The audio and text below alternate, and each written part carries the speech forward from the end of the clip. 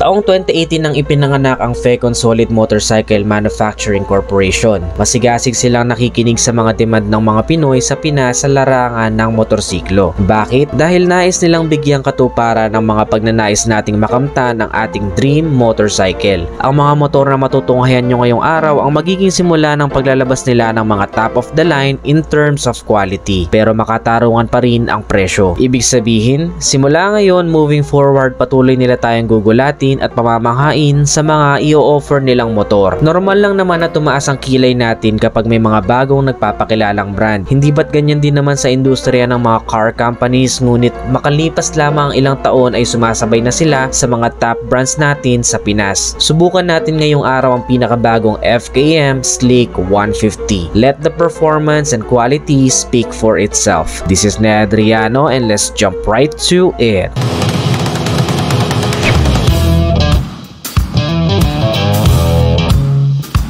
So good day netizens, may bagong labas na motor ngayon ng FKM. Ito siya, yung Sleek 150. Tara, bigyan silip natin ngayong araw. Let's go!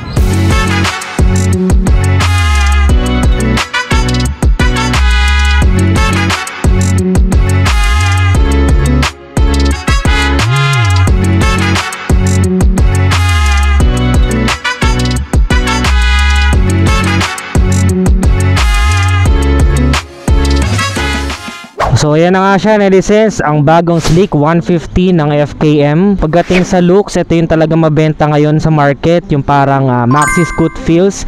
Lalong lalo na may windshield. Usually kasi sa mga motor ngayon walang windshield, so mahalaga to, pambasag hangin, dagdag forma din. And maganda sa kanya is may gulay board siya, ayan o. So pag sabing gulay board, step through yung kanyang footboard. Ayan, so meron kang hook dito, pwede mong pagsabitan ng gamit. And then may charger din dito, very convenient. And yung hinahanap ng iba na cigarette lighter, kapag kasi USB ready na yung charger, hinahanap nila yung cigarette lighter. So dito meron pa tayong console, ayan o, with cover. So safe na safe dito yung mga gamit mo kung gusto mo ilagay dyan yung cellphone mo. And naandun yung cigarette lighter, eto, nandito siya. Tapos may lock button din doon sa loob, and malalim siya. Let's check kung halimbawa kasya yung tubig. Ito ay 500 ml.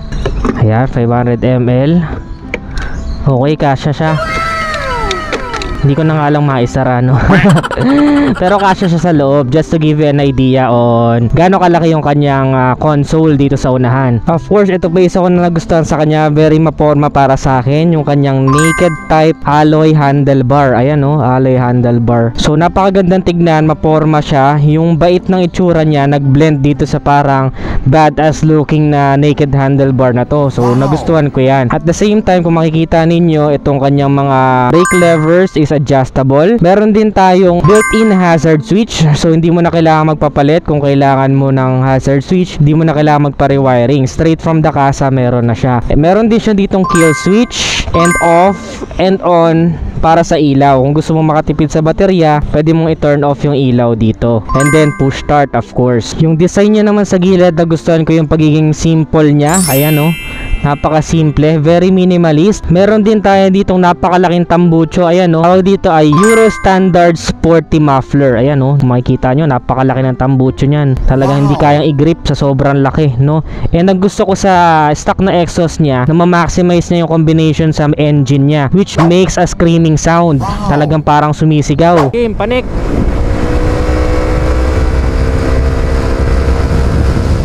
Ang haba ng RPM. Nalula ako.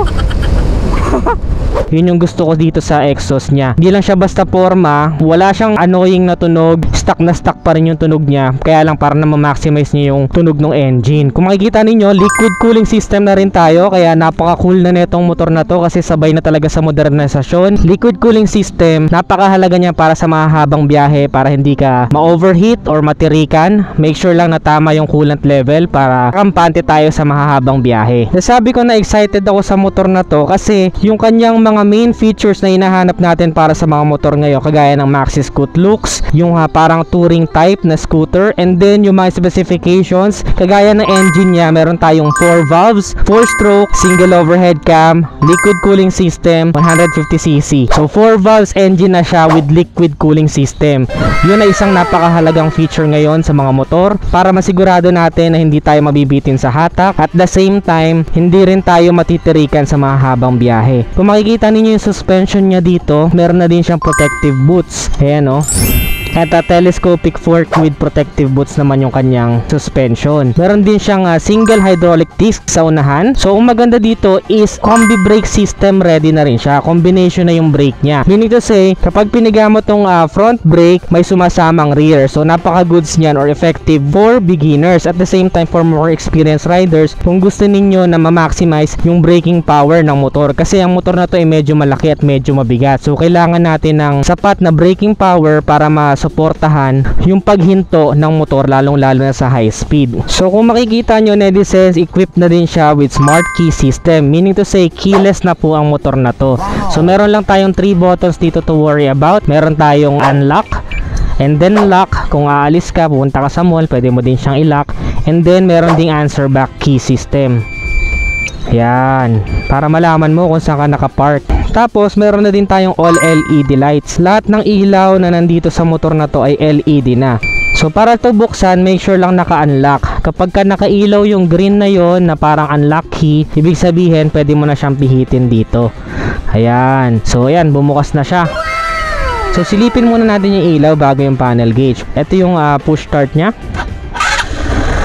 Ayan, and buksan natin yung ilaw nya.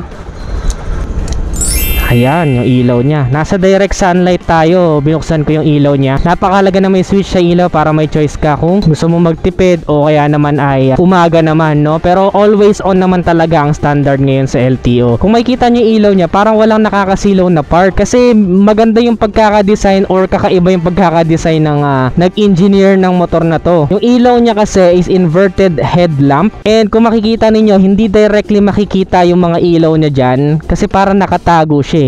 So hindi siya ganun nakakasilaw sa mga nakakasalubong natin sa kalsada. Ang ganda ng pagkakadesenyo niya. Parang nagre-reflect, nakatago yung ilaw pero reflections lang yung makikita nyo. And ang maganda doon, hindi sabog yung bato ng ilaw niyan. And tignan naman natin yung signal lights. Open natin yung hazard button. Ayan yung signal lights niya sa direct sunlight. LED na rin po yan. Napakaganda, no? And then meron lang din ditong nakalagay 150. Ayan. Very neat din yung design niya. Kung makikita nyo, naiipon lang dito yung mga dumi. Hindi ko makalat kung saan saan. Yung fender naman niya parang halong black and white, and then ito parang carbon yung pinoportray niya. Ito yung mga carbon inspired na plastic na inaalagay natin sa mga motor natin nowadays. Napakaganda tignan, no? Pagdating naman sa quality ng fender niya, it is somehow malleable or flexible.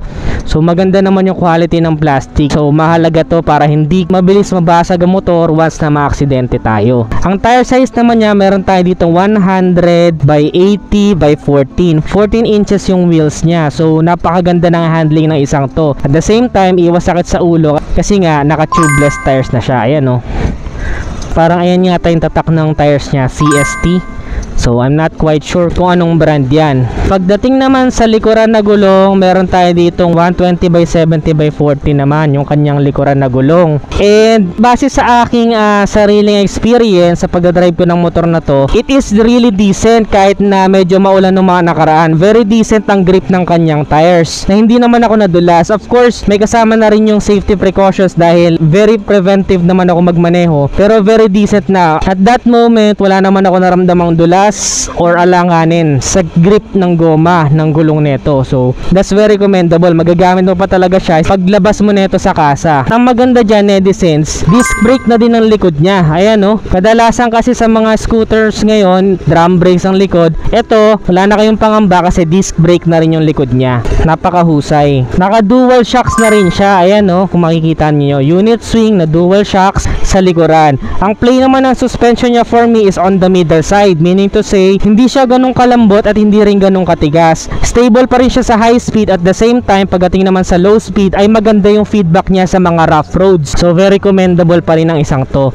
May reflectors din siya dito, added visibility sa gabi. At the same time, meron pa siya ditong LED na ilaw para sa plaka, and may reflectors din dito. Ayan, nakatago. Tayo pa nagbabalat, bagong bago. LED na rin po ang taillight niya, isang full assembly. Wala ka nang iisipin na baka may mabaling signal lights in the long run. Meron din tayo ditong alloy na grab bar for the pillion ride, and meron na siyang abang na bracket for the top box. Yung seat naman niya, ayan, makikita ninyo, very luxurious na rin ang design ng kanyang seat. Meron tayong separation from the driver and sa angkas. Very generous ang seat niya, malambot, nagustuhan ng OBR ko. Panoorin nyo yung OBR reacts ko para malaman nyo yung feedback ng OBR ko na napakaganda talaga ng seat niya. Para kang umaandar na sofa.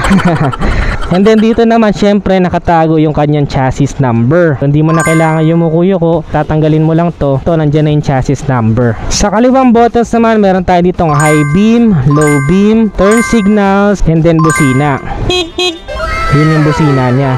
Napakaganda rin po ng quality ng kanya kapakan ng angkas, ano? Ayan, oh, meron dito tayong alloy. Napakaganda niya. Bumabagay sa motor, hindi siya mukhang cheap quality. So goods na good siya. Dito rin may parang carbon looks. Ayan, oh, carbon looks. And then, ang ganda ng pagka-gray niya for me, no? Uso yung mga ganitong gray ngayon eh. Nagagandaan ako dyan. Meron din siya ditong parang ventilations para doon sa makina sa loob. And then, yung loob naman niya is black finish. And then, maganda dyan, meron ka pa rin kahit na may gulay board ka na, may option ka pa rin for cruising style. Kasi ayan, kung makikita nyo, meron pa rin siyang tapakan ng paa dito. So, meron ka pa rin option to stretch your feet pagdating sa long rides. Pati dito sa gilid, meron siyang parang carbon finish. Ang ganda rin ng aesthetic niya, hindi siya basta plain lang. Meron siyang mga guhit-guhit na depende sa sinag ng araw lumalabas. And favorite ko itong kanyang windshield dahil ang ganda ng quality niya, parang radiant.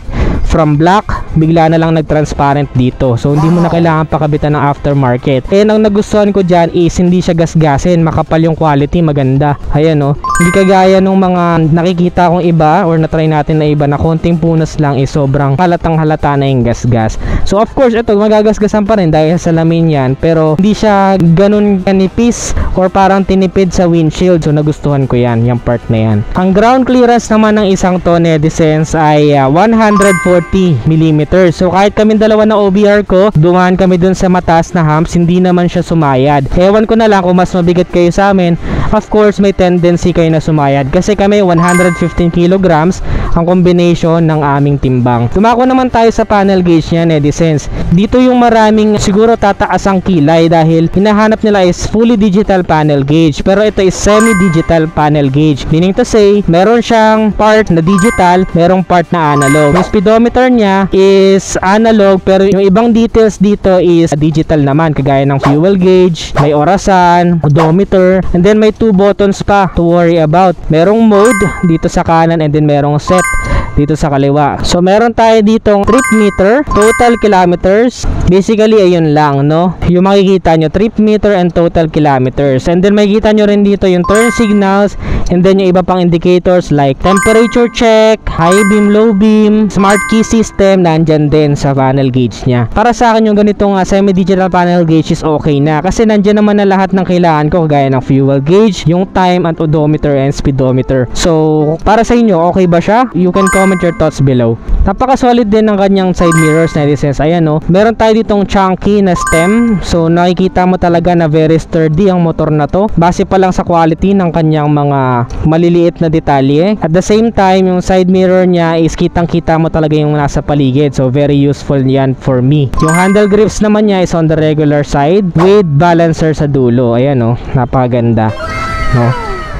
Dito na lang siguro sa mga part na to, nasa regular side lang kasi yung mga buttons niya. Para sa mga pindutan na ganito, on the regular side plastic, could be better. Pero hindi naman siya ganun kanipis. It's on the regular side. And then meron palang passing light dito. Yun yung napakaganda. May passing light siya. Check natin sa unahan. Pag pinapassing light, ayan, oh.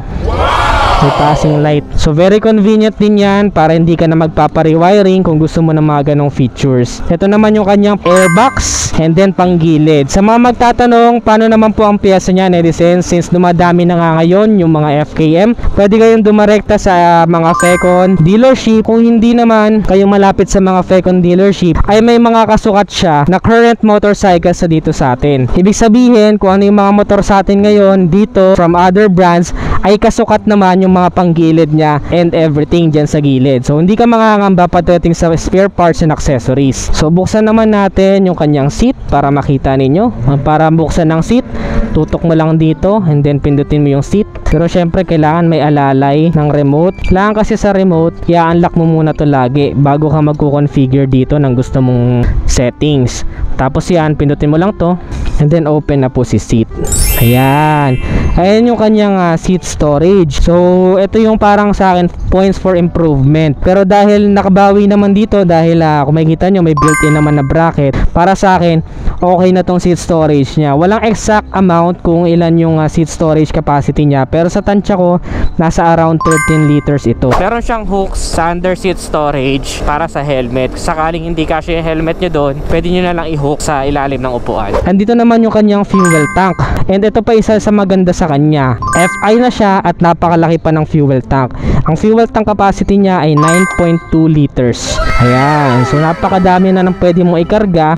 And ang fuel consumption na nakuha ko sa motor na to is 43 kilometers per liter. So ayun ay wala nang pake na driving. May angkas lagi, may dala, may bitbit, walwal mode, bira-bira, bomba-bomba. So wala halos pakialam, normal na drive ko yon. Pero could be better kung mas matipid kayong magmaneho sa akin, chill riding lang. O kaya naman mas walwal riding kayo, mas malakas naman sa gas. So still may vary, depende sa throttle hobby ng driver. Ang weight naman ng motor na to ay 150 kilograms. Sa kakatulong ito pagdating sa stability sa high speed. Ngayon nararamdaman ko lang yung bigat ng motor kapag ka hard turn ako ng mabagal at kapag ka nagmamaniobra ako. Pero kapag umaandar ka na, magugustuhan mo yung kanyang weight dahil parang all weather, hindi ka tatangayin talaga ng hangin.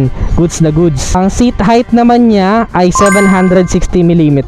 My height is around 5'3" at abot na abot ko ang motor na to. Konting tiptoe lang. I think 5 flat na beginner ay kayang-kaya pang imaneho ang isang to. Pero kung more experienced riders na 4'8" ang height, kayang-kaya pa rin itong imaneho basta marunong na magbalanse. So very Asian height friendly ang motor na to, kaya goods na goods talaga. Para naman sa gusto na specifics pagdating sa maximum power, meron tayong 12.1 kilowatts at 8,500 RPM, habang maximum torque naman na 14.6 Newton meter at 6,500 RPM. Max load na pwede mo ikarga dito will be 150 kilograms. Ang wheelbase naman niya is 1,322 mm.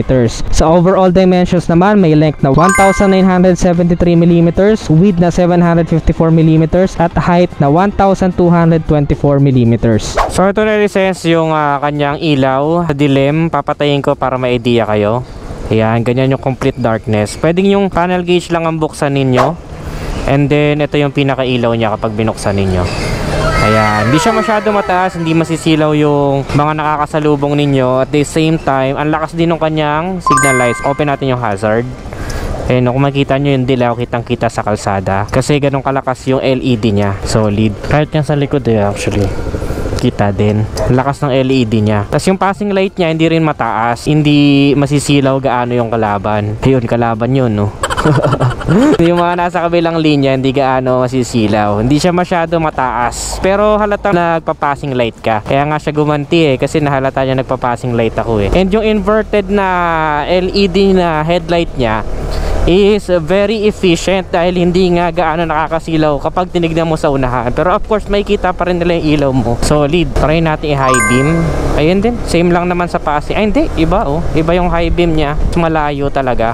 Tapos ito yung passing dito lang sa gitna. Galing bukod pa yung passing light sa headlight lang talaga. So solid yung ilaw nito. For me, all LED lights is very commendable. So that is it for today's vlog, netizens. Kung nagustuhan mo, don't forget to give this video a thumbs up. Para sa akin, sa presyo niyang 100,800 pesos, sulit na to para sa unang-una yung looks niya, Maxi Scoot Feels. Pangalawa, yung gulay board, pwede ka maglagay ng mga gamit. Pangatlo, smart key system na siya. Pang-apat is meron na siyang 4 valves at liquid cooling system. system. At pang-5, disc brake na harap likod with combi brake system pa. So kayo, nagustuhan nyo ba ang motor na to? Para sa inyo, sulit ba siya? Nabilhin lalo ngayon na nalalapit na ang holiday season? Comment your thoughts below. Ano pang ibang motor ang gusto nyo mapanood next vlog? Comment your suggestions below. Again, this is Nen Adriano. Don't forget to follow this page and subscribe. See you on the next vlog. Always keep it cool and ride safe always.